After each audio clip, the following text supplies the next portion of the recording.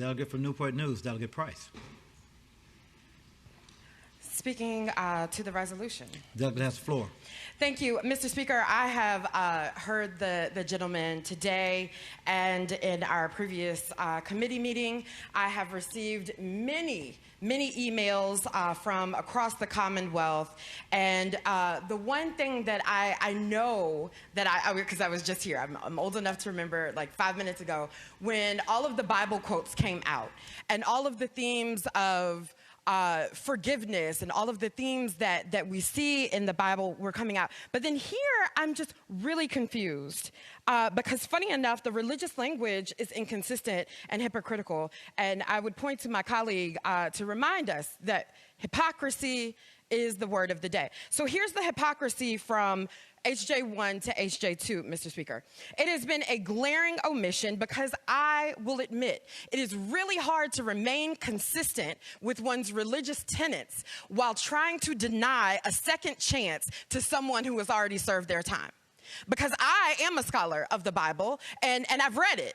The whole thing, not just looking for proof texts and little words and sentences to be able to say to keep my own narrative going, but from cover to cover.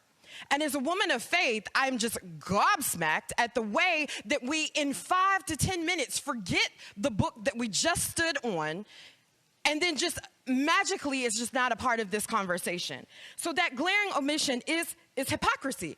Whether it's fruits of the Spirit, whether it's mercy, or whether it's non-judgment, I would implore some of my colleagues to go back and read that good book that they use for their narrative, and you'll see why it is not being used against this resolution in the same way. But, Mr. Speaker, there's another hypocrisy.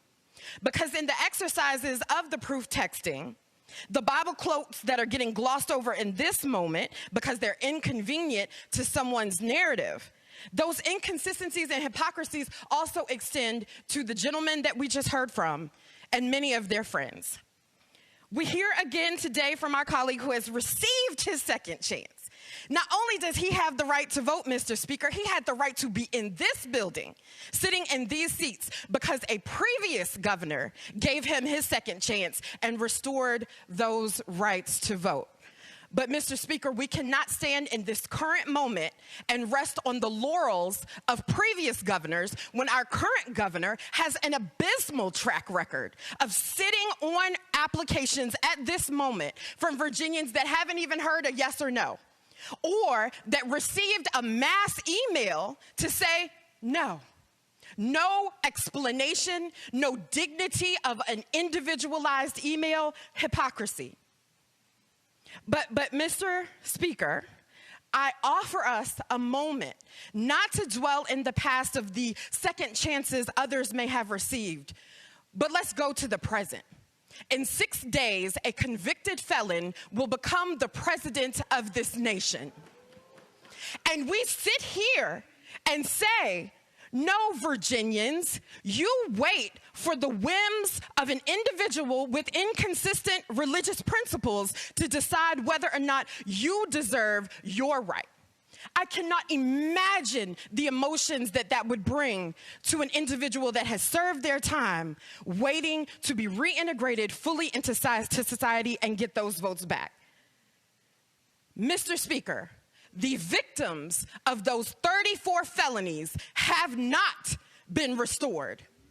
Mr. Speaker, there was no time served for the gentleman with 34 felonies that happened recently. So it is really interesting to me, and I try really hard to see where people are coming from, but the glaring hypocrisy is not lost on us on this side or on the Virginians that are watching.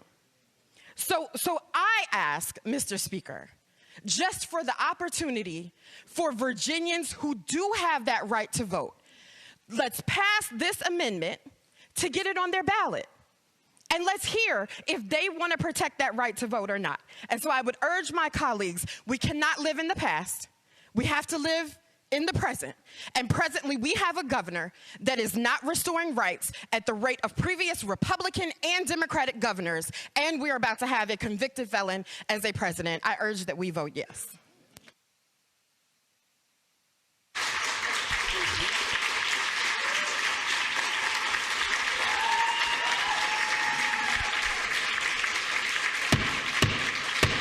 House will come to order.